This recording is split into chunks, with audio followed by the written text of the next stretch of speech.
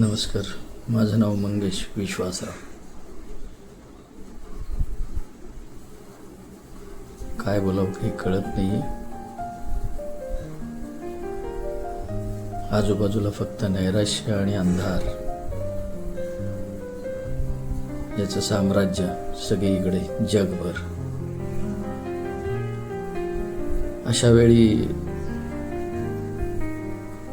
रजनीश राणे नावाचा आमचा एक मित्र नारायण सुर्वेंच्या कवितांचा जागर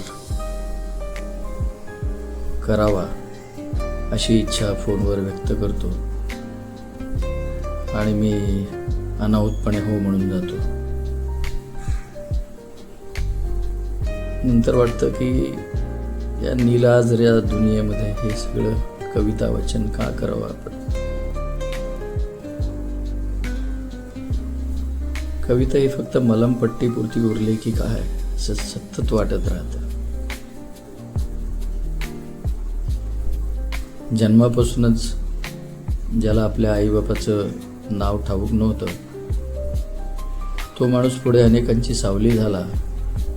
कोणाचा बाप कोणाची आई झाला. त्या माणसाचं नाव कविवर्य नारायण सुर्वे. या गुरुमाऊलीचं स्मरण करण्यासाठी, या बापाचं स्मरण करण्यासाठी, त्याला वंदन करण्यासाठी कामगार विश्वाशी नाळ जुळलेली काही मंडळी एकत्र जमणार आहेत. 27 मार्चला प्रभादेवीमधल्या रवींद्रनाट्य मंदिरातल्या पु ल देशपांडे कला अकादमीमध्ये. स्वामीरज प्रकाशनने हा कार्यक्रम आयोजित केला आहे. रात्री 8 वाजता कवी संमेलन आहे, त्याच्यात मी आहे. मास्तरांच्या साहित्य संमेलनाला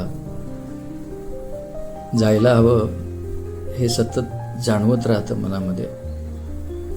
27 आणि 28 मार्चला 2 दिवस हे साहित्य संमेलन आहे. या जागराला तुम्ही सगळ्यांनी उपस्थित राहावं अशी मी तुम्हा सर्वांना विनंती करतो. तुम्ही आलात तर हे निराशेचं